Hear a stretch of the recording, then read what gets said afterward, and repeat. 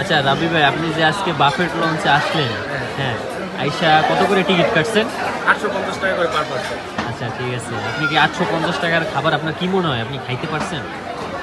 একটু কাছে আসে বলি যেহেতু অনেক ক্লাউড। এখন বিষয়টা হচ্ছে আমার মধ্যে আমি উসুল করছি আমার টাকাটা, ঠিক আছে। তো কেন মনে হয়েছে আমার কাছে, যেমন আমি গরুর মাংস নিচ্ছি 4 বার, তো 4 বারে যদি গরুর মাংস হিসাবটা করি সেক্ষেত্রে 500 টাকা।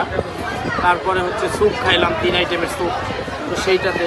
তারপরে হচ্ছে জুস খেলাম, অরেঞ্জের জুস আছে, তরমুজের জুস আছে, আরও প্রায় এখানে 100+ আইটেম খেলাম। তার মানে আমারটা উসুল, আমি মনে করি আমার টাকা উসুল। আমার মনে হইতেছে কি আপনি 3-4 হাজার টাকার খাবার খাই পাচ্ছেন, কারণ কি আপনি যে ওই যে 2 রকমের পাইনাপেল আর ওয়াটারমেলন জুস খাইলেন 3-6 গ্লাস, 6 গ্লাসের দামই আসে 300 টাকা।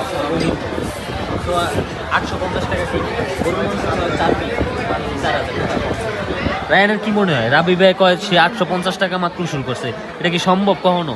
রাবি ভাই তো খাই নাই, খাই নাই, তাই না? খাই দেখছে।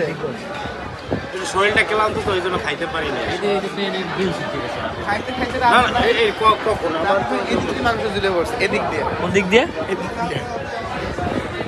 যাই হোক, ওই যে ওই যেগুলো রাবি ভাই 6 গ্লাস খেয়েছে তাও ওর নাকি চার। তোমার অনুভূতিটা বলো, তোমার অনুভূতি বলো।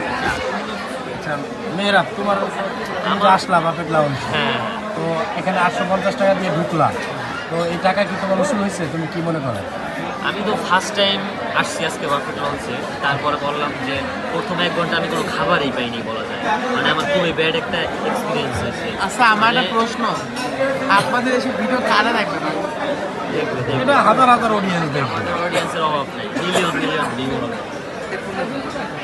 এতক্ষণ সব সামনে